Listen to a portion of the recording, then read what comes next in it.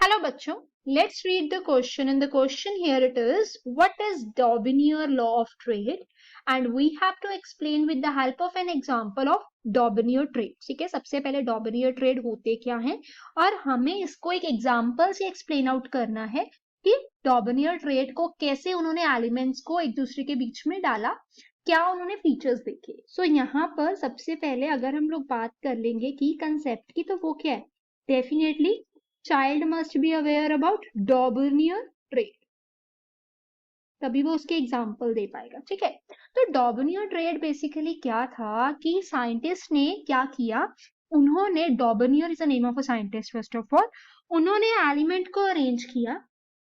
He arranged the elements in order of increasing atomic masses. ठीक है, increasing हम कह सकते हैं या इंक्रीजिंग भी नहीं, यहाँ पर सिंपल बोलेंगे कि उन्होंने किस तरह से उन्होंने एलिमेंट्स लिए और उन एलिमेंट्स को एटॉमिक मासेस के बेस पे क्या किया, अरेंज किया. उन्होंने तीन तीन के ग्रुप बनाए कि एटॉमिक मासेस के बेसिस पे उन्होंने अरेंज किया.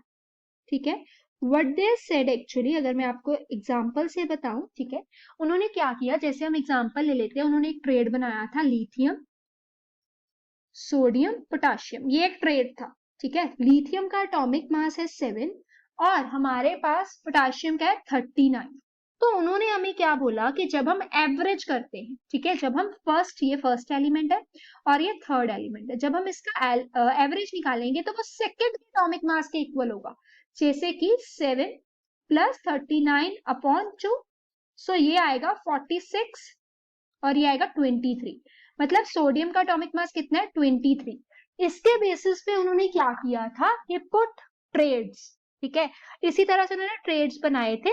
तो ये एग्जांपल से आपको समझ में आ गया होगा कि डॉबनियर जो ट्रेड्स थे या डॉबनियर जो लॉ था, उन्होंने किस तरह एलिमेंट्स को अरेंज किया था.